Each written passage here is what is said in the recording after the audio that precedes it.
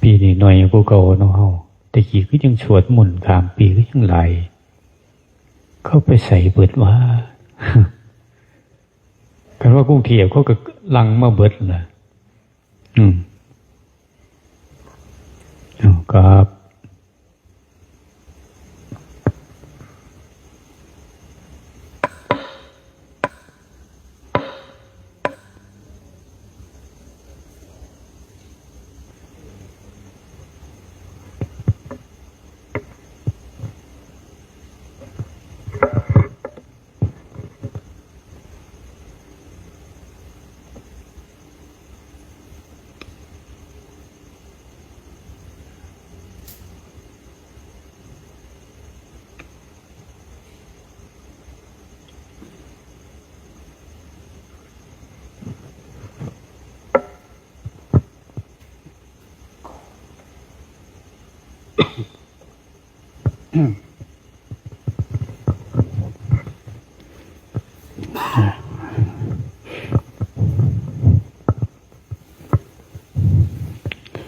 นะโมตัสสะภะคะวะโตอะระหะโตสัมมาสัมพุทธัสสะนะโมตัสสะภะคะวะโตอะระหะโตสัมมาสัมพุทธัสสะนะโมตัสสะภะคะวะโต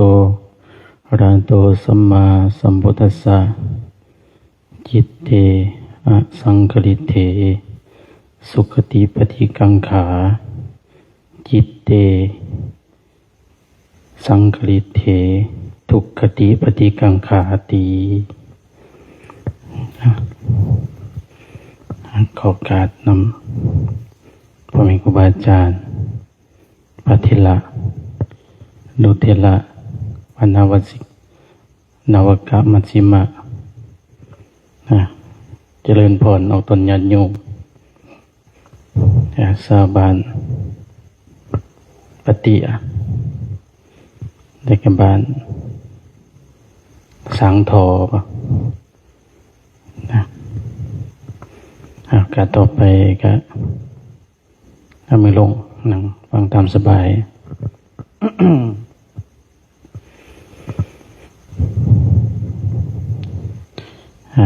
ก็ถือว่าเป็นวันที่งานบุญกลุ่มเขาใหญ่แล้วก็งานเขาดาวทั้งพ่อแม่ครูบาอาจารย์อาจารย์ใหญ่อาจารย์ปฐมพร้อมทั้งครูบาอาจารย์ทุกงานทุกองค์เพิ่นก็ให้อาตมาเรียกว่าครูบาเองครูบาเพชรเป็นผู้เว้าจาจริงโจยหรือว่าโอลมกับญาติโยมพอขันเวลาไปเนาะก็สามหอดปีหนาที่จริงแล้วการเว้าธรรมะหรือว่าการ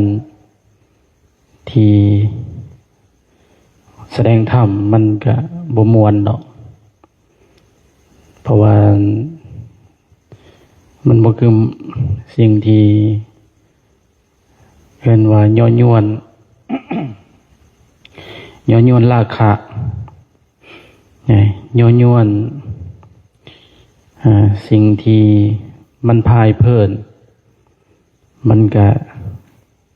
บ่ม่วนกันสิ่งที่ย่อยวนราคะเป็นเพลงเป็นหูปเสียงกลิ่นรสผลิตภัณฑ์ธรรมารมณ์ต่างๆมันอาจเฮ็ดให้เฮาม่วนคือเพิ่นเว้าแล้วเพิ่นว่าเว้าวินัยมันผิดใจพระเว้าธรรมะมันผิดใจโยมมันขัดกันเนี่ยมันก็ได้บ่อยากม่วนแต่ก็เฮาก็อดสา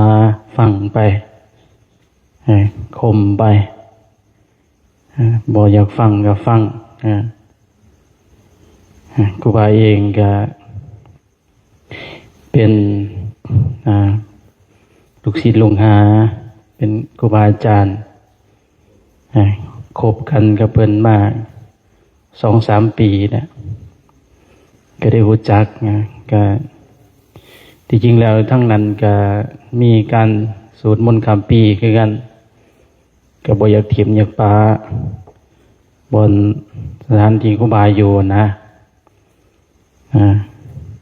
แต่ก็ขัดเห็นยังบ่ได้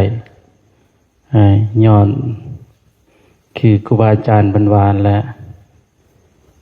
วิสาสาปรมาญาติมันว่าความคุ้นเคยเป็นญาติอย่างยิ่งเป็นญาติทั้งธรรมเป็นครูบาอาจารย์ก็ได้ทิมบ่ได้จะเป็นมามีญาติโยมเป็นแก่ทิมได้เป็นบ่มานำเป็นทิมได้เด้ครูบาในทิมบ่ได้และทิมครูบาอาจารย์ผู้เดียวก็มาบื้นมาตอนแรกว่าสิเมารถมาแล้วแต่พังนั่นแหละจนหอดวัดเลยแต่อาจารย์เพิ่นก็ว่าโอ้ปัจจิคิดว่ามันสิใจแฝงใจแพงหลายก็ได้ไปก็อุตสาหะไปหับอยู่ด่านก็มาหอดปั๊บเป็นกายพักอยู่นี่ผู้เดียวนี่คืนที่แล้วพักผู้เดียวกำลังเคยพักผู้เดียวอยู่นี่ขังทมิตรก็มีแขกบริรับเสิร์ตมาเกินนี่นอนอยู่กุฏทั้งค้างบนเจป่าตอนหัวค่ำประมาณ9:00-10:00นี่บ่ก็มีเสียงห้องเสียงอย่างใดมันห้องประสานกันนะหมอหนึ่งก็ห้องอยู่ทั้งข้างกุฏแล้วก็หมอหนึ่งห้องอยู่ทั้งหัวกุฏห้องประสานกันเนี่ยห้องเสียงหวานๆเสียงอันนั้นนะภาษาว่าเสียงหวานแล้วก็เสียงเย็นๆนะมันห้องนะห้องไปห้องมาอยู่ก็ได้จับโทรศัพท์ขึ้นมาบันทึกเสียงแล้วก็ส่งไปให้เจ้าทีส่งไปให้อาจารย์เพิ่นเป็นเสียงอีหยังนี่วะถามได้เพราะว่าแต่เกิดมาก็บ่เคยเห็นบ่เคยได้ยินจักเทื่อเสียงแบบนี้ มันหวานนะมันหวานมันเย็นนะมันห้องมากใกล้ๆนี่คล้ายๆคือว่ามันสิพุดนี่นะ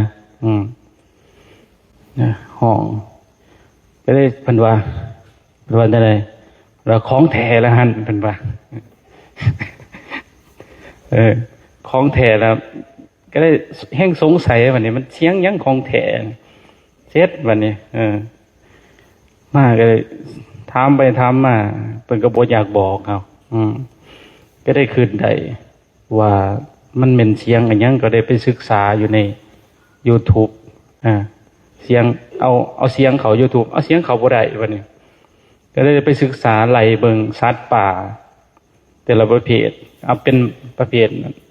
อันนั้นก่อนบ่มีตัวใดคือบัดนี้ประเภทเอาประเภทหมาบัดนี้หมาถึงแล้วเสีย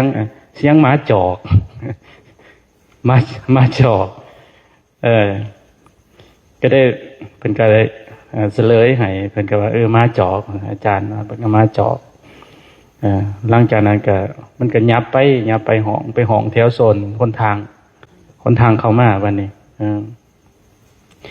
มันก็ยับไปบัดนี้ก็ได้เสือบนอนก็ได้เสือบไปเสือบมาวันนี้มีมาอีกตัวใหญ่บัดนี้ใหญ่อีหลีบัดนี้ใหญ่แท้ใหญ่ว่านี่แหละใหญ่จนหยาดความมันใหญ่แห้งนะมันบูป่ามาแต่พุดบ่มาแต่หัวกุดอีกแล้วบัดนี้ประมาณห่างประมาณ2 เมตรนี่แหละจากเฮาอยู่จากเฮานอนนั่นนะแต่คันบ่ฆ่ากุดมันก็สิเข้าไปเหยียบปูเข้ามาทางจากนั้นก็มาก็เอาออกจากกดมุงกดแล้วก็ไปส่องเบิ่งโอ้เห็นโตบักใหญ่นี่บัดสิจับโทรศัพท์มาถ่ายรูปมันก็สิบ่แจ้งปานใด เพราะว่าเห็นมั่วๆมันเดือนแจ้งน้อยๆนึงขึ้นเป็นหยังน่ะเป็นตัวหยังเป็นตัวสร้าง โอ้กำลังเห็นสร้างแบบที่ว่าสร้างปลานะแบบโตเป็นเห็นแบบมันใหญ่แต่ใหญ่ว่ามาสมเทียบโตเฮากับโตมันนะแบบตีนมันน่ะก็ยังซ้ำใหญ่กว่าหัวเฮาอีกนะตีนมันก็ได้คิดว่ามันบ่มาหาเฮาแหละมันย่างไปเลยวันนี้ก็ออกมาจากกุฏมันเบิ่งมันก็ไปหักต้นไผ่นั่นน่ะปงปังสร้างปลายังกินเหม็นแท้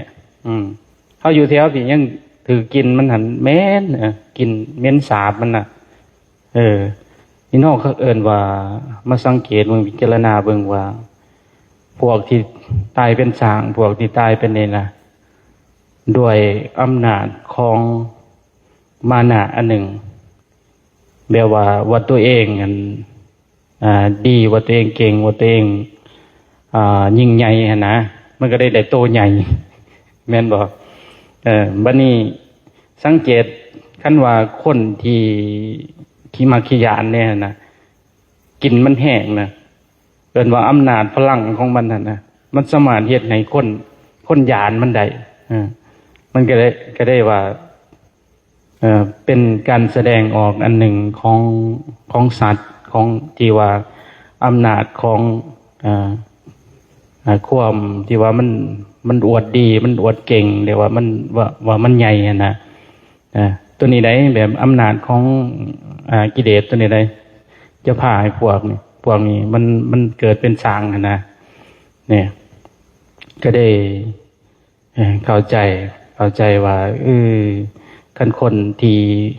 บ่มีสติแหน่บ่มีนี่แหน่ก็อาจจะหนีหรือว่าหยาหรือว่าอันนี้มันนะแต่เฮาก็ถึงสีมันใหญ่สำใด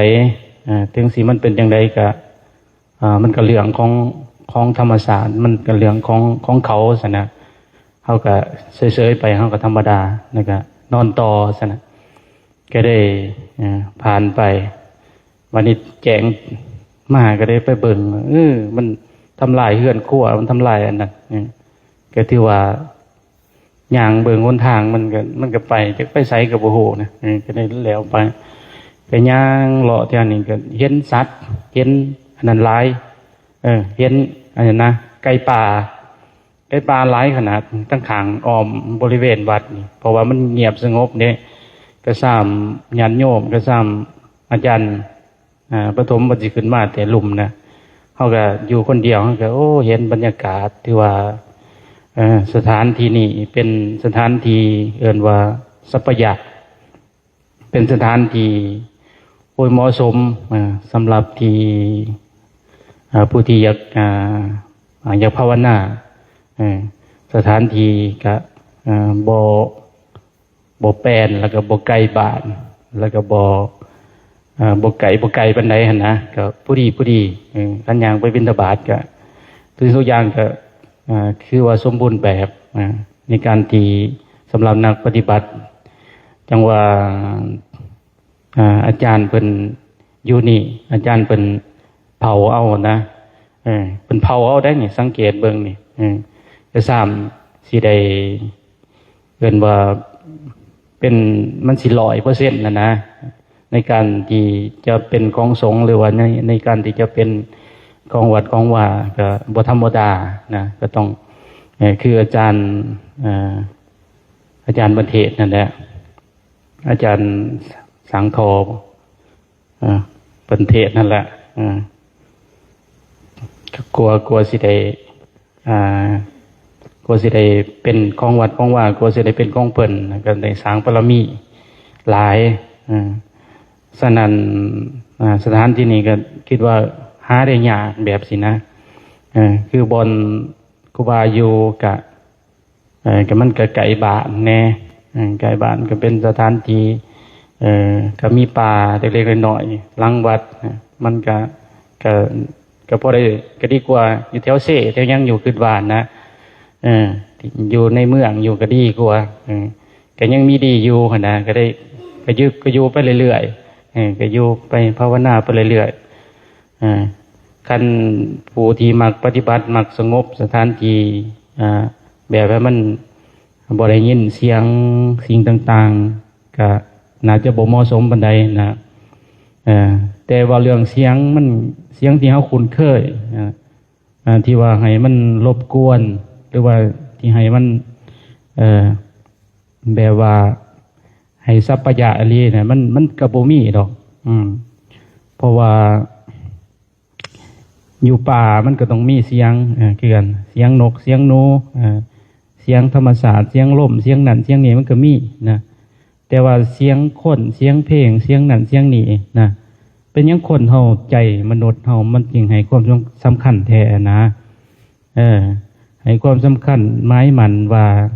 เสียงนี้บ่คักเสียงนี้มันรบกวนเสียงนั้นเป็นจังซั่นเสียงนั้นเป็นจังซี่แบบว่าปฏิฆะภาษานะว่าปฏิฆะเกี่ยวกับเสียงพวกนี้นะบัดเสียงนกเสียงหนูเสียงจังซั่นจังซี่คือบ่ปฏิฆะนะคือว่าเฉยคือว่าวางเฉยได้คือว่าวางใจอุเบกขาได้บ่กังวลบ่กระซับกระส่ายจะได้ว่าพิจารณาเบิ่งว่าสิเสียงหยังก็สร้างเสียงคนมันก็เป็นเรื่องของธรรมศาสตร์ว่าแต่เฮาบ่ให้ความสำคัญมันไม้มันเฮา ไม้มันมันหั่นนะมันก็สิพออยู่ได้ถ้าคนภาวนาได้ถ้าคนที่รู้จักมีวิหารธรรมถ้าคนที่มีเครื่องอยู่ของเจ้าของเองก็อยู่ได้เพราะว่าคือว่าอ่อนแหละอันนั้นนะพระอาจารย์ใหญ่พระอาจารย์ในตำราเพิ่นนะอาจารย์ยังโตธรรมรังสีบ่เพิ่นก็ยังเป็นผู้ดีในกลางกรุงซะนะก็ได้นึกเห็นเพิ่นก็ได้น้อมเข้ามาหาเจ้าของเองเอิ้นว่าเป็นแรงบันดาลใจถึงว่าเฮาสิอยู่ไสก็สร้างอยู่บ้านก็สร้างอยู่ป่าก็สร้างว่าแต่เฮาปฏิบัติตามอริยมรรคมีองค์8เช่นว่าเดินตามทาง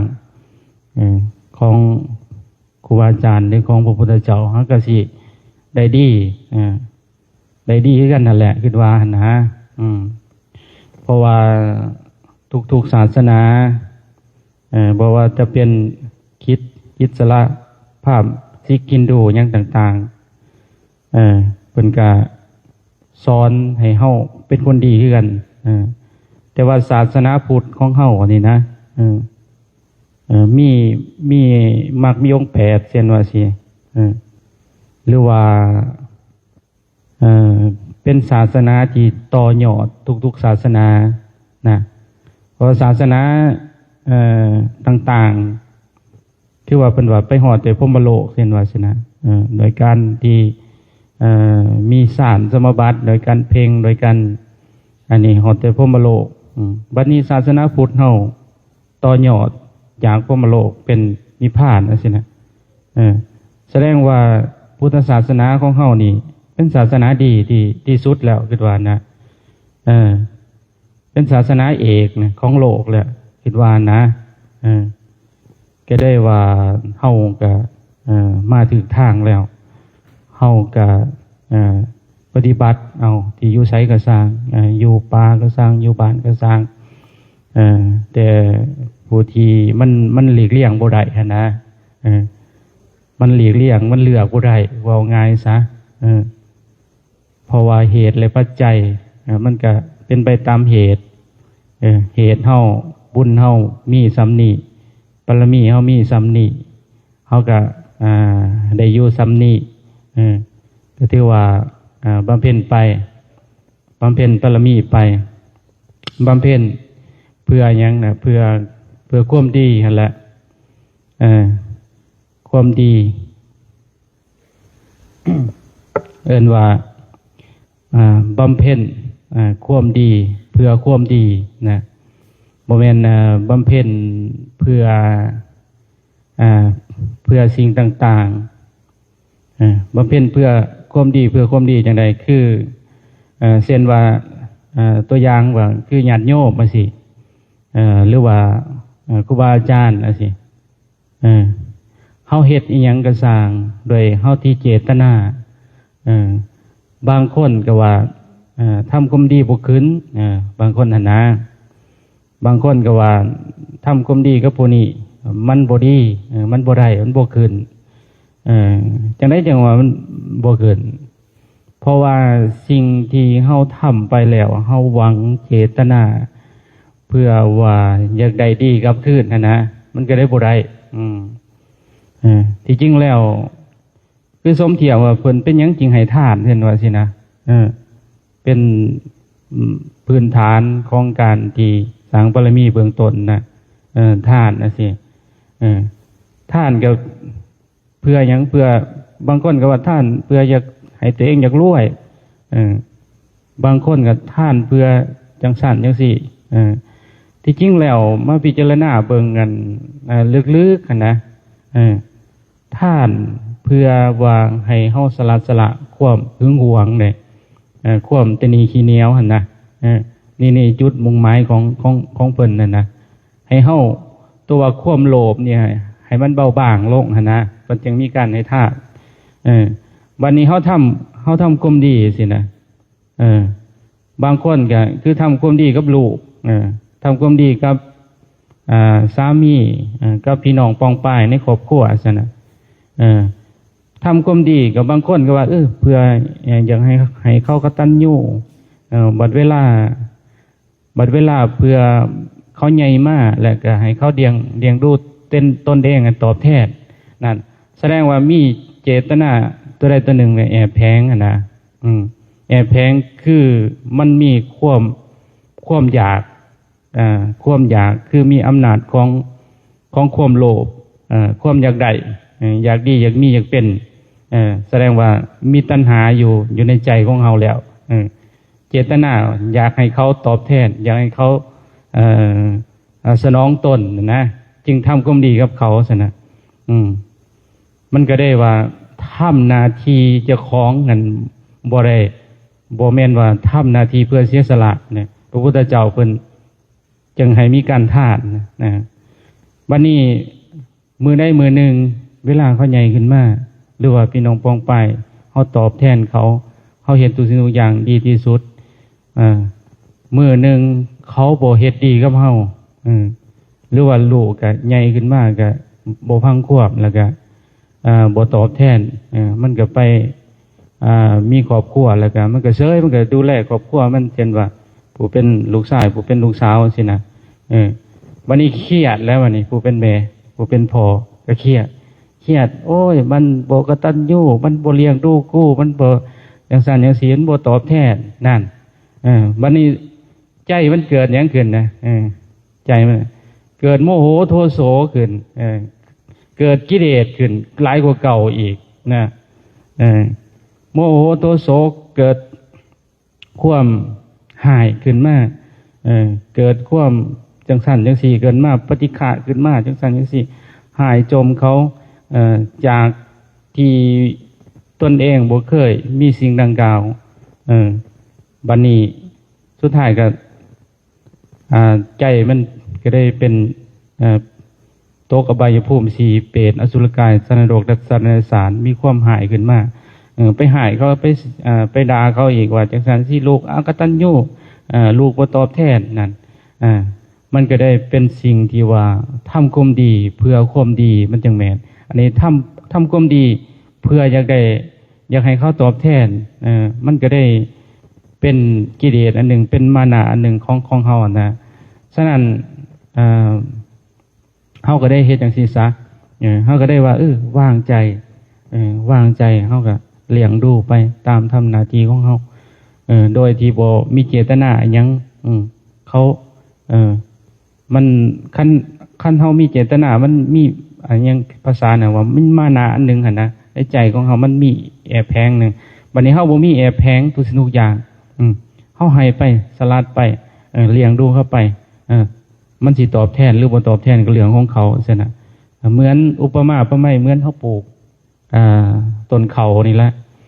เฮาก็ปักใส่ดินปักใส่ขี้ต้มว่าสินะแล้วก็ อนามัยหญ้ามันเสียหญ้าเรื่องมันสิใหญ่กับเรื่องของมันสิเป็นหมากเป็นห่วงกับเรื่องของมันเช่นว่าสินะเป็นกฎเกณฑ์ของธรรมศาสตร์มันซะโดยที่เฮาวางใจสบายโดยที่บ่มีอัตตาตัวตนว่าให้เขาตอบแทนให้เขาเป็นจังซั่นจังซี่นี่มันก็ได้วางใจถือเมื่อมันบ่เป็นดังใจเมื่อเขาบ่ตอบแทนมันก็เรื่องของเขาก็วางใจเฮาก็สบายใจเมื่อเขาตอบแทนเฮาก็สบายใจกันนั่นเพิ่นก็ได้ว่าทำความดีเพื่อความดีมันอยากดีก็ดีบ่อยากเรื่องของมันนะเจนวาสนาก็ได้ว่าเป็นสิ่งที่เล็กๆน้อยๆจังซี่นะที่จริงแล้วมันก็มีเจตนาในใจของเฮาเพิ่นก็ได้ว่าเอิ้นว่ามักมีองค์8มีสิ่งดังกล่าวเพื่อสลัดในสิ่งที่เป็นอนุสัยเอิ้นว่าย่างใจของเฮาเอิ้นว่าภาวะตัณหาวิภาวะตัณหาหรือว่ากามตัณหาสินะมันมีในใจของทุกๆคนนะมันมีสินะก็ได้ว่าเฮาเป็นพ่อเป็นแม่เฮาเป็นอิหยังก็สร้างเฮาเป็นลูกเป็นหยังก็สร้างก็ได้ว่าเฮาเฮ็ดอิหยังก็ทำหน้าที่ของตนเองให้มันดีที่สุดซะนะคือครูบาสิก็อยู่บ้านอยู่วัดป่าก็ทำหน้าที่ของเฮาว่าสิ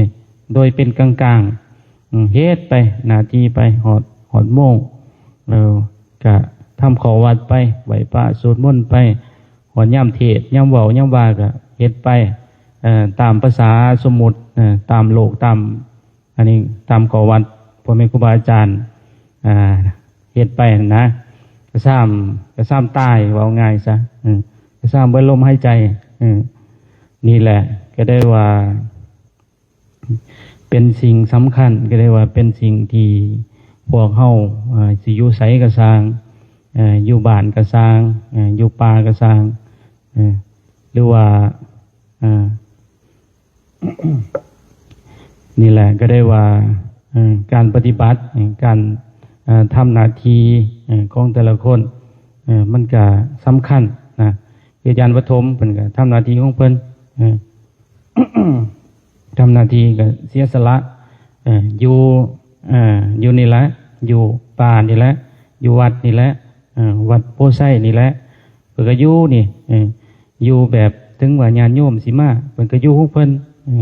ถึงว่าญาติโยมสิบ่มาเพิ่นก็อยู่ของเพิ่นเพิ่นอยู่ของเพิ่นก็จังซี่แหละคือว่าเพิ่นก็ทำหน้าที่ของเพิ่นดีที่สุดนี่ญาติโยมก็ทำหน้าที่ของญาติโยมมีดีที่สุดเอิ้นว่าญาติโยมสิบ่มาก็เรื่องของญาติโยมจังซี่นะโดยที่บ่มีการคาดหวังโดยที่บ่มีอันเนี้ยคันเพิ่นคาดหวังแล้วเมื่อเขาบ่มาเพิ่นก็ไปทุกข์ใจเพิ่นอีกนะทุกข์ใจเพิ่นอีกว่าเบิ่งหายโวยวายขึ้นเช่นว่าสินะนี่แหละก็เรียกว่าว่างใจการว่างใจเป็นสิ่งสำคัญนะก็ได้เรียนว่าทุกคนนะมีเครื่องอยู่มีวิหารธรรมคือพระอาจารย์ประเทศนั่นแหละอาจารย์สังทอประเทศนะเรียนว่าวิหารธรรมของเราคือหยังคือคนภาวนามันก็ต้องมีเรียนว่าสติปัฏฐาน4นะมีกายเวทนาจิตธรรมเนี่ยอันคนภาวนาได้เอิ้นว่าเป็นเครื่องดึงจิตของเฮาบ่ให้เพ่งโทษผู้นั้นบ่ให้ไปตำหนิผู้นี้บ่ให้ไปตีเตียนผู้นั้นบ่ให้มันออกหั่นนะภาษาน่ะว่าไม่ใจเฮามันออกนอกเพิ่นก็ได้ว่าสติปัฏฐาน4เป็นสิ่งที่เป็นเอกะเป็นทางสายเอกเอกมรรคอย่างภาษาปาลีกับโปเกงบันไดเป็นทางสายเอกเป็นทางสายกลางนะมักมีองค์8จังซี่นะหรือว่าสติปัฏฐาน4สิฉะนั้นเฮาคือหลวงปู่มั่นนะสิหลวงปู่มั่นหลวงปู่เสาหลวงปู่ซ่าหลวงตามหาบัวสิเพิ่นก็สอนพวกเฮานี่แหละพวกนักปฏิบัตินี่พวกสิอยากออกจากทุกข์นี่พวกสิอยากออกจากโลกออกจากวัฏสงสารนี่นะเพิ่นสอน เพิ่นบ่ได้สอนหลายเพิ่นคือหลวงปู่หมันเพิ่นก็สอนหยังสอนตั้งแต่เรื่องเอิ้นว่าเหมือนกรรมฐานที่ครูบาอาจารย์เพิ่นบวชนำอิฐนะอุปสาเพิ่นให้เกสาโลมานาคาตันตาขนผมแขวเล็บหนังสินะขนผมขนแขวหนังสินะสี่ห้าอย่างนี่เท่านี้นะเพิ่นบ่ได้อันนี้หลายนึงแล้วก็บวกกับพุทโธพุทโธคือลมหายใจเพิ่นก็บ่ได้บอกหลายนะมีแต่ว่าได้ซ้ำนี้ก็เข้าไปเลยเข้าไปกุดบนได้เคลื่อนวาง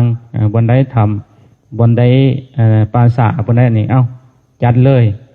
เท่านี้นะเนี่ยบ่ได้อะไรยังหลายคือหลวงปู่ซ่าเพิ่นตำหลอกตำลาให้ทิมป้าวันแหละมาหาบ่ต้องเอายังหลายเอาแต่พุทโธเอาแต่ลมหายใจอานาปานสติก็ได้ว่ามาพิจารณาเบิ่งว่า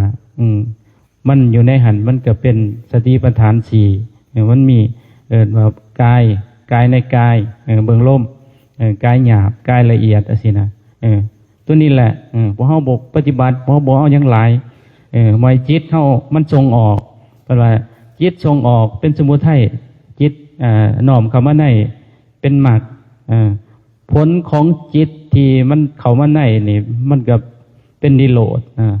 มิตรเป็นนิโรธแปลว่าดับคำความหมายว่าดับนี่ดับ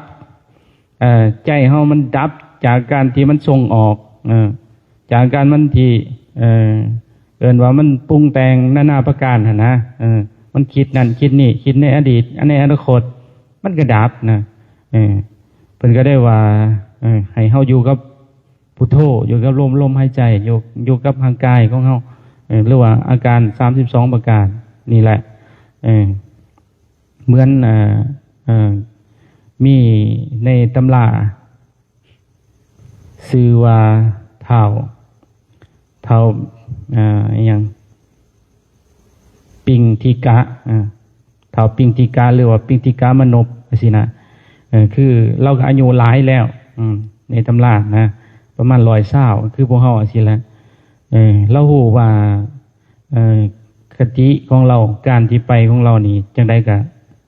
ตกนรกแล้วหรือว่าจังได๋ก็ตกในอบายภูมิ4แล้วเปรตอสุรกาย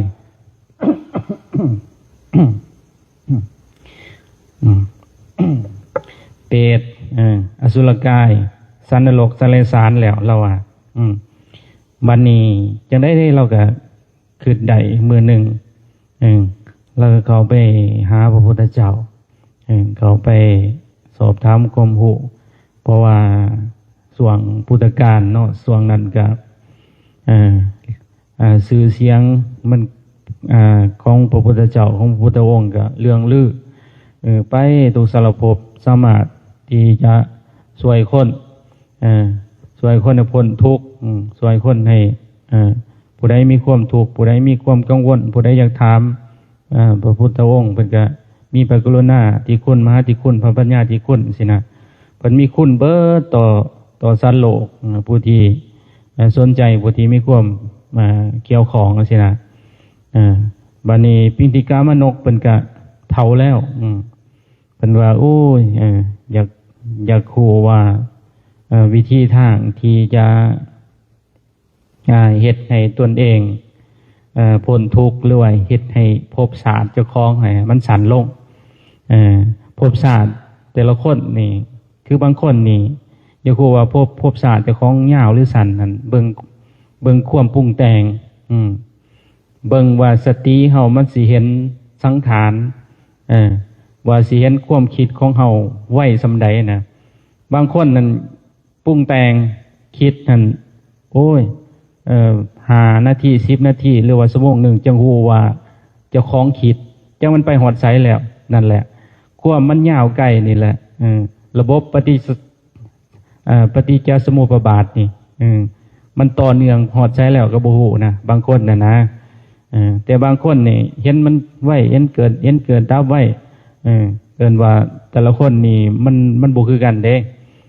มันเอิ้นว่าอนุสัยหรือว่าสติปัญญาของแต่ละคนมันบ่คือกันเด้เพิ่นก็ได้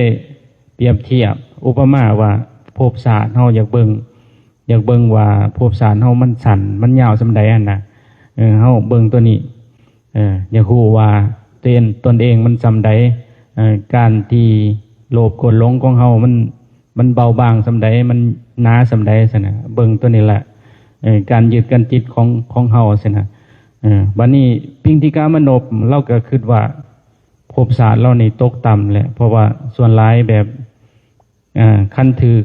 อารมณ์อิหยังมามันก็กระทบแบบกันนักๆโลดหั่นนะเห็นอิหยังมันก็ถูกต้องเว้ยอุปมาบ่ไม้เหมือนนุ่นเหมือนมักงิ้วมันถือน้ำถือน้อยเดียวมันก็ยุบเอิ้นว่ามันบ่ได้แข็งโตซั่นน่ะอันนี้คือกันแหละถือน้อยเดียวก็ยึดติดเป็นอารมณ์ล้วนโลดคันว่าสิโกรธก็โกรธล้วนๆคันสิโลภก็โลภล้วนๆคันสิหลงก็หลงล้วนๆโลดนั่นนะแล้วก็ได้ว่าสติปัญญาเราบ่ดีซั่นน่ะแล้วก็ไปถามพระพุทธเจ้าถามว่าพระพุทธเจ้าพระพุทธเจ้าข้าข้าน้อยนี่ช่วยโปรดข้าน้อยแน่ว่าซั่นข้าน้อยอายุหลายแล้วมีวิธีการที่เร่งรัดเพื่อตัดภพตัดชาติอยากให้ภพชาตินี่มันสั้นลงนี่สิมีวิธีการแนวใดน้อซั่นน่ะเพราะว่าเราก็สิตายแล้วเราเฒ่าแห้งแล้วซั่นน่ะพระพุทธเจ้าเพิ่นก็ได้ว่าให้เมตตาเลยให้ทางลัดเลยอุบายทางลัดเฮ็ดจังได๋น่ะก็มีแต่ว่าวิธีสิเฮาสิตัดสะพานของความโลภความโกรธความหลงสินะเอิ้นว่าประหารกิเลสประหารอันหนึ่งมีคำมาประหารเลยสินะประหารโดยการที่ข่มไว้แบบซ่านนี่คือเวลาเฮาท่องพุทโธสินะพุทโธปั๊บนี่มันสิวิตกวิจารมันก็สิเบิดมันสิเพ่งในอารมณ์หนึ่งนะแต่อย่างว่าเฮาน้อมเข้ามาปั๊บมาพุทโธตามหูตามเห็นพุทโธสังเกตเบิ่งลมออกลมเข้าซะมันสิบ่มีเด้มันสิบ่มีอดีตมันสิบ่มีอนาคตสังเกตเบิ่งหั่นนะมันสิบ่มีพี่น้องมันสิบ่มีคนอ้อมข้างนะถ้าว่าเฮารู้สึกในลมมันน่ะมันสิบ่มีผู้ใดน่ะเฮาอยู่นำกัน10 20คนสิ15คนตัวอย่างสิหรือว่าหลายกว่านี้เฮาก็สิบ่ได้รู้สึกว่ามี15คนน่ะเฮาก็สิรู้สึกว่าเฮาอยู่กับลมอย่างเดียวซั่นน่ะรู้สึกว่าลมออกลมเข้ารู้สึกว่าบ่มีไผนะสังเกตเบิ่งแม่กันเฮาเบิ่งลมดีๆนะเฮาสิรู้สึกนะมันสิตัดออกเบิดเนี่ยคนอ้อมข้างนั่นน่ะนี่ก็ได้ว่าเป็นการวิคัมมาประหารเพิ่นก็ว่าตัวนี้มันก็มีถ้าว่าเจ้าให้จะน้อมเบิ่งเข้ามากายเจ้าเองเบิ่งลมหายใจบ่หรือว่าสำรวจกายอยู่ในกายนี่มันก็หนึ่งในหันในสติปัฏฐาน4กายเวทนาจิตธรรมสินะเพิ่นก็ได้เพิ่นก็เลือกให้มโนปิงกิญามโนผู้นั้นเท่าปิงกิญะผู้นั้นให้เพิ่นเบิ่งกายเพิ่นเองนี่แหละพระพุทธเจ้าเพิ่นก็ได้ให้วิธีทางเพื่อตัดภพตัดชาติแล้วก็เอาไปเฮ็ดแต่บ่ฮู้ว่าเราเฮ็ดแล้วเป็นจังได๋ก็บ่ฮู้ว่าแต่เฮาก็เชื่ออยู่แล้วเพราะว่าเวลาเฮาเฮ็ดเองเฮาก็ฮู้ว่ากิเลสของเฮาบ่หรือว่าโลภโกรธหลงของเฮาบ่เฮาสิวัดกันอยู่วางนี่ได้ว่าเวลาเฮาปฏิบัติธรรมว่ามันสิดีขึ้นบ่สิเจริญขึ้นบ่หรือว่าสิเสื่อมลงบ่ซั่นเฮามาวัดกันอยู่นี่แต่ก่อนนี่แต่ละคนมาสมเทียบเบิ่งว่าก่อนเฮาบ่เข้ามาวัดก่อนเฮาบ่ได้ปฏิบัติธรรมสิก่อนเฮาบ่ได้มีครูบาอาจารย์สิก่อนเฮาเป็นคนเกเรบ่หรือว่าก่อนเฮาเป็นคนใจคือขนองคือชาวบ้านเขาแหละเขาคือขนองเขาบ่ได้สนใจนำวัดว่าศาสนาซั่นเขาบ่ได้เห็นคุณค่าเด้เขาเห็นคุณค่าทางด้านแต่ความเพลิดคือเที่ยวอบายมุขขี้เกียจขี้คร้านสิคบค คนชั่วเป็นมิตรสินะเที่ยวลินกลางคืนเที่ยวลินการพนันสิเขาเห็นจังสันเขาเห็นส่วงนั้นมันเป็นภาษาหนึ่งเขาสิว่าเป็นน้ำอายุบ่หรือว่าเป็นน้ำอีหยังเป็นน้ำใจเขาเองบ่หรือว่าเป็นอนุสัยเขาหรือว่าเป็นปรมีเขาเป็นปรมีคิดว่านะเป็นยังจังหวะสัตว์มันบริเกี่ยวกับอายุเนาะสังเกตเบิ่งนะเพราะว่าเขานึกถึงครั้งพุทธกาลสินะพุทธกาลสมณเณร7 ขวบสมณเณรน้อยอายุ7 ขวบเพื่อยังได้เป็นพระอรหันต์นะสนะบัดนี้มาสมเทียบคนส่วนหลายสินี่คือเพิ่นว่าเด้ออัปปกาเสสาเยสนาปรคามิโนสินะแบบว่าภาษานั้นว่าระวังคนสิไปนรกอานนท์ถามพระพุทธเจ้าบ่คนสิไปสวรรค์กับคนสิไปนรกอันใดหลายกว่ากันสินะพระพุทธเจ้าก็ได้สมเทียบให้เห็นว่าคนสิไปนรกนั่นคือคนโง่สินะบัดนี้คนสิไปสวรรค์คือเขาโง่ในโง่ตัวหนึ่งเนาะมันก็ได้ว่ามาสมเทียบเบิ่งตอนนี้กับทั้งบ้านนั่นซะนะทั้งบ้านเขาก็ลินกินดื่มเที่ยวอบายมุขซะนะบัดนี้คนในหมู่บ้านปานเตี้ยนี่ตัวอย่างว่า200-300หลังคาเรือนสิมาเกือบหลังคาเรือนหนึ่งเกือบบ่มาพวกคนก็มีซะนะเอาในหมู่บ้านหนึ่งมาบ่พอหาคน 7-8 คนซะนะในคนที่หลายพันคนซะหลายร้อยคนซะมันก็ได้ว่าสมเทียบเบิ่งคือแม่นได้คือแม่นที่เพิ่นบอกนะคนโง่กับเขาโง่ซะนะคนที่ไปสวรรค์คือเขาโง่คนที่ไปนรกคือคนโง่ใช่น่ะก็ได้ว่ามันบ่ได้เกี่ยวกับอายุมันบ่ได้เกี่ยวกับสิ่งดังกล่าวมันเกี่ยวกับปรมีฉะนั้นก็ได้ว่าปรมีของไผของลาวปรมีเพิ่นปรมีเฮาสินะเพิ่นมวนก็ให้เพิ่นมวนไปเพิ่นก็เรื่องของเพิ่นซะนะพวกเฮามาประพฤติปฏิบัติพวกเฮาก็ปฏิบัติไปมันก็เป็นเรื่องของเฮาสินะบัดนี้ความสุขเอิ้นว่าเฮาก็เป็นคนเฮาฮักตัวเองสินะเมื่อยแล้วเมื่อยยังเมื่อยกับการฮักคนอื่นเมื่อยกับการฮักครอบครัวเมื่อยกับการฮักหมู่คู่เมื่อยกับการฮักคนอื่นหลายแสนบัดนี้เฮามาเมตตาเจ้าของเองเฮามาอีดูตนเองวันนี้โอ้ยเฮาถูกหลายแล้วถูกมาหลายภพหลายชาติแล้วหลวงตามหาบัวเพิ่นก็ยังเว้าหลวงตามหาบัวเพิ่นนี่เพิ่นสีใส่ดินนี่เพิ่นว่าในดินนี่เฮาสีลงนี่เฮาบ่เคยว่าเฮาบ่ตายใส่เฮาบ่เคยว่าเฮาบ่เกิดใส่ในดินนี่โอ้แสดงว่าภพชาติพวกเฮานี่เวียนว่ายตายเกิดนี่ยาวนะครูบาอาจารย์ผู้เพิ่นผู้เพิ่นเป็นใหญ่ผู้เพิ่นมีน้ำหนักนี่เพิ่นเว้านะแสดงว่าทุกบ่อนทุกสถานที่เฮาเกือบว่าเฮาเคยเกิดใส่เฮาเคยตายใส่มาแล้วนั่นฉะนั้นก็เลยมาแสดงว่าเฮามาอยู่ในจุดนี้แสดงว่าเฮามาเห็นคำสอนเฮาก็มาเจอครูบาอาจารย์สิคืออาจารย์ปฐมอาจารย์สังทอสิเพิ่นก็เป็นผู้นำพาว่าเป็นครูบาอาจารย์นั่นเฮามาเจอเพิ่นคือว่าเฮาโชคดีบัดนี้ภพชาติเฮาก็สิได้ชันแล้วบัดนี้พอเฮาอย่างน้อยเฮาก็ได้ฮู้ยังได้ฮู้แบบพิงคามนพซึ่งหรือเถามนพนั่นแหละเพิ่นว่าการที่เฮาตัดภพตัดชาติให้มันสันโลกคือเฮามีพุทโธหรือว่าเบิ่งลมหายใจการเบิ่งลมหายใจซื่อๆนี่นะเป็นการที่บ่ให้ใจเฮาส่งออกเบิ่นว่าเบิ่งตด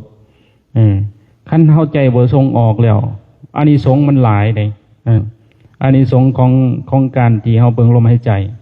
คันภาษาธรรมเขาว่าอานิสงส์ของอานาปานสติสินะ อานาปาแปลว่าเบิ่งลมเข้าออกก็สินะมีสติเบิ่งลมเข้าไปลมออกสินะอานิสงส์มันบ่ธรรมดาอานิสงส์เพิ่นว่า7ประการนะอานิสงส์ของอนาปานสติ7ประการคืออันที่1ฮอดอันที่5เอิ้นว่าเฮาสิได้เป็นภพสัน1สัน2สัน3สัน4สัน5แล้วก็อันที่6คือ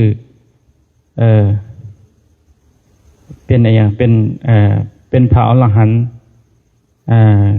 ตอนยังมีชีวิตอยู่แล้วก็อันสุดท้ายคืออันที่7คือเป็นพระอรหันต์ตอนสิ้นลมหายใจมันแสดงว่าตอนสิ้นลมหายใจเฮาก็เป็นพระอรหันต์ได้เพราะว่าใจเฮาอยู่กับลมมาสินะอยู่กับลมนี่โดยที่มันบ่มีคันภาษานั้นภาษาธรรมเขาว่าวิญญาณวิญญาณคือใจเฮาจิตมโนวิญญาณนั่นนี่เพิ่นว่าอันเดียวกันวิญญาณมันบ่มีที่จังมันบ่มีอดีตมันบ่มีสัญญามันบ่มีอันนี้คือเพิ่นอุปมาเหมือนวิญญาณของเฮาเนี่ยมันจะเที่ยวใน3ขันธ์จะเที่ยวมักเที่ยวในสัญญามักจะเที่ยวในเวทนามักจะเที่ยวในสังขารนั่นสินะมันจะเที่ยวเนี่ยแต่ถ้าเฮามาให้มันเที่ยวอยู่ในหูนั่นสินะคือกายคือลมหายใจเฮามาเที่ยวสิเวลาเฮาสิลมหายใจปั๊บเนี่ยมันสิแตกไปพร้อมๆกันเลยมันก็วิญญาณบ่มีที่จังมันบ่มีที่ตั้งมันก็บ่มีที่เกิดสินะเหมือนเฮาเอาเม็ดพันธุ์ของเฮาแล้วเฮาบ่ได้ทิ่มใส่หน้าเฮาบ่ได้ทิ่มใส่สัญญาเฮาบ่ได้ทิ่มใส่เวทนาเฮาบ่ทิ่มใส่สังขารจังซี่นะบ่มีอดีตอนาคตจังซี่บ่มีอารมณ์สุขอารมณ์ทุกข์บ่มีสิ่งดังกล่าวมันก็บ่มีที่เกิดเช่นว่าสินะลองพิจารณาเบิ่งแม่บัดนี้เฮามาอยู่ลมกับหายใจให้มันเบิดสิ้นไปกับลมหายใจเลยสินะลมหายใจขาดปึ๊ดปั๊บมันก็ไปน้ำลมหายใจปั๊บสินะนี่ล่ะเพิ่นก็ได้ว่าอานาปานสติโอ้มันอานิสงส์บ่ธรรมดาเด้ลองพิจารณาเบิ่งนะหลวงปู่ดุลเพิ่นก็ได้ว่าใจส่งออกเป็นสมุทัยใจเข้าในเป็นมรรคนะเป็นมรรคแสดงว่าเป็นหนทางสติศีลสมาธิปัญญามันก็ร่วมอยู่ในนี้เป็นมรรคเนี่ยมรรคมันก็สามัคคีกันอยู่ในนี้สินะมันคือเป็นว่าไอ้ยังตะทั่งกับประหารไอ้ยังประหารแบบสิ้นซากไปหรือว่าประหารแบบพระอรหันต์เป็นประหารนะประหารกิเลสนะเสื้ออันยังมันก็สิบ่มีแต่เช่นว่าซะนะลองพิจารณาเบิ่งนะเฮาพิจารณาเบิ่งของเฮาเองนะสังเกตเบิ่งโอ้มันก็ได้ว่าจิตเข้ามาในเป็นมรรคผลของจิตเข้ามาในนี่เป็นนิโรธแสดงว่ามันดับมันดับทุกสิ่งทุกอย่างใจเฮามันดับมันบ่มีสัญญาบ่มีอดีตบ่มีเจ้าบ่มีข่อยบ่มีอารมณ์สุขทุกข์ต่างๆหรือว่าอารมณ์สิ่งที่เฮาคิดว่าโลภโกรธหลงบ่หรือว่าไปยึดติดเอิ้นว่าหรือภาษานั้นเขาว่ามันมีอยู่ในสังโยชน์10อย่างนะมันบ่มีสิ่งดังกล่าวนะมันก็ได้พิจารณาเบิ่งนะฉะนั้นก็ได้ว่าเพิ่นให้เฮาอยู่กับกายเฮาอยากตัดภพตัดชาติตัดเวียนว่ายตายเกิดเหมือนมนพเพิ่นถามเฒ่าปิงขามนพมันเป็นถามพระพุทธเจ้านะก็แม่นนะฉะนั้นเฮาซ้อมให้มันเป็นอุโตซ้อมเบิ่งลมเบิ่งลมมันยังให้มันเลี้ยวเบิ่งอีหยังมันก็สักแต่ว่านะสักแต่ว่าเลี้ยวเบิ่งอีหยังก็มันบ่ถึงใจนะภาษาน่ะว่ามันบ่เกิดอารมณ์มันนะเฮาเบิ่งโทรศัพท์นี่เลื่อนไปนี่คันคนมีอารมณ์นี่มันสิรู้สึกโดดมันสิกระเพื่อมมาทั้งทางกายทั้งอวัยวะโลดเช่นว่าเห็นเพศตรงกันข้ามหรือรูปสวยๆงามๆนี่มันสิเกิดดอกแต่ว่าถ้าเฮาเลื่อนไปมันอยู่ซื่อๆอยู่มันบ่มีปฏิกิริยาหยังหั่นนะมันก็เฉยๆอยู่หั่นนะมันก็แสดงว่าเป็นสักแต่ว่านะคือเห็นเสียงสิสิเป็นเสียงเพลงบ่เสียงนั่นเสียงนี้เสียงนกเสียงหนูเฮาสิอยู่ป่าก็สร้างเฮาสิอยู่บ้านก็สร้างสินะเฮาก็สักแต่ว่ามันก็เป็นเรื่องของธรรมชาติ เสียงมันก็ออกมาจากอาการกิริยาของคนของธรรมศาสตร์อันหนึ่งเช่นว่าที่จริงแล้วเสียงมันก็บ่มีกันสมมติว่านะรูปเสียงกลิ่นรสโผฏฐัพพะมันก็เป็นธรรมศาสตร์ของมันสั่นมันก็บ่มีมันเป็นตกอยู่ในกฎไตรลักษณ์เช่นว่านะเกิดขึ้นตั้งอยู่แล้วก็ดับไปมันสิมีหยังมันบ่ดับก็ย้อนเฮาไปผูกพันกับมันไปให้ความสำคัญของมันไปปรุงไปแต่งไปยึดไปติดมันก็ได้เกิดอารมณ์ปั๊บมันแหละเกินว่าภพชาติของเฮาซะนะพิจารณาเบิ่งซะนะมันละเอียดเนี่ยธรรมะมันละเอียดนะเฮาต้องเข้าใจว่าให้มันสักแต่ว่าเห็นอย่างมันสักแต่ว่าเหมือนพระพาหิยะเรานั่นแหละเป็นคติเตือนเป็นสิว่าเป็นอะไรอย่างเป็นสิ่งที่กำลังใจให้เฮาคือครูบาอาจารย์เพิ่นในแต่ละประวัติเพิ่นต่างๆนะแต่ละอาจแต่ละองค์เพิ่นแสดงมาก็บ่ธรรมดาได้กันคนเฮามีกำลังใจหรือว่าเอาเป็นบทเรียนเป็นสิ่งที่ให้เฮาปฏิบัติตามซะนะสุปฏิปันโนของเพิ่นนั่นนะญาปฏิปันโนสามิจีปฏิปันโนเพิ่นบ่ธรรมดาเด้ครูบาอาจารย์ในธรรมบทในพุทธประวัติแต่ละองค์นะพาหิยะคือว่าพาหิยะนี่เพิ่นก็ย้อนเพิ่นสร้างบารมีมาหลายกันได้พวกเฮานี่ก็สร้างบารมีมาหลายกันได้บ่ธรรมดาได้นี่เฮาจังได้มานั่งอยู่นี่เฮาจังได้มาคัดจิตคัดใจซ้ำนี่เฮาก็สิรุ่นน้องของพระพาหิยะคือกันได้นี่ตัวอย่างเช่นว่าชนะ เราก็ความเราอยากฟังธรรมแห้งนะบารมีเรามันสิเต็มแล้วเด้พระพุทธเจ้าก็บ่ธรรมดาอยู่พระพุทธเจ้าเฮาก็ดีเพิ่นก็ฮู้ว่าธรรมอันใดสมควรแก่ญาติโยมซั่นน่ะธรรมอันใดสมควรแก่ผู้ฟังซั่นน่ะธรรมอันใดสมควรแก่ผู้ที่จะฟังซั่นน่ะเพิ่นก็ได้เอาโลดเอาก็ให้เห็นก็สักแต่ว่าเห็นเด้อให้ได้ยินก็สักแต่ว่าได้ยินเนาะเท่านี้นะเพิ่นก็ยังเข้าใจแหละแสดงว่าสติปัญญาเพิ่นสอนมาดีเพิ่นก็ได้เข้าใจสภาวะ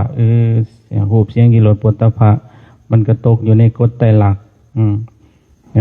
เฮาบ่ได้ไปยึดติดเอิ้นว่าประตูใจของเพิ่นรักษาประตูใจของประตูเดียวในทวารตามันก็ยอมอยากเห็นรูปเช่นว่าสินะหูมันก็ยอมอยากได้ยินเสียงสิดังมันก็ยอมอยากได้ดมกลิ่นสิกายมันโผฏฐัพพะสินะมันก็ยอมมันนะบัดนี้ธรรมารมณ์สิมันก็ยอมมีแต่มันผัสสะนี่นะสำคัญโตผัสสะของแต่ละคนเวลาเฮ็ด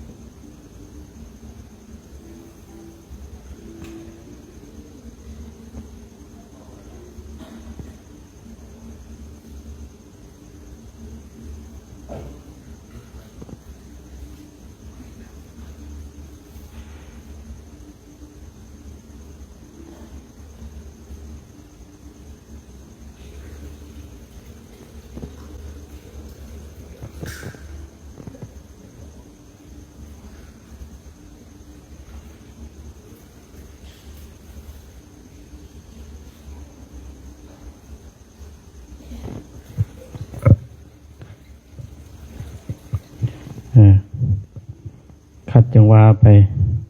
มันบ่ต่อเนื่องหาว่าเอาเนี่ยใหม่แล้ววันนี้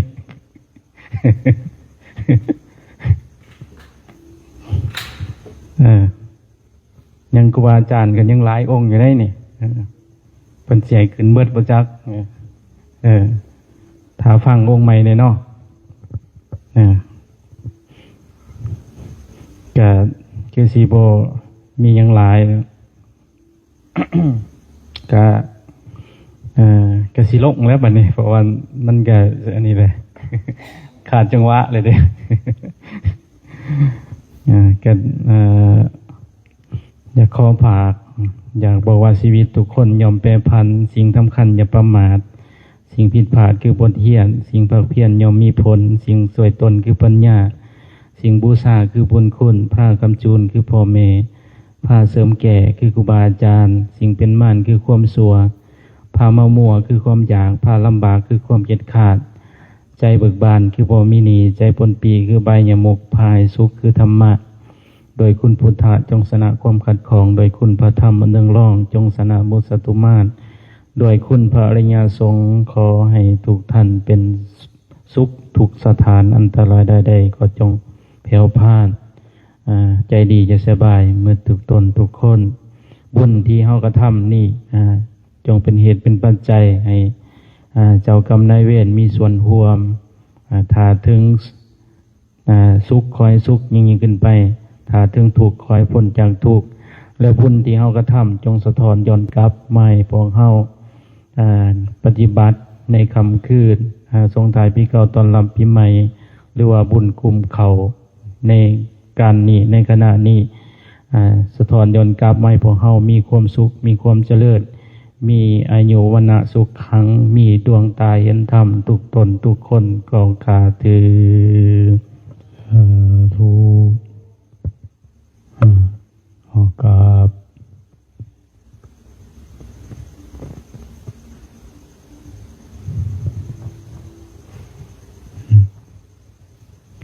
ว่าเรียบ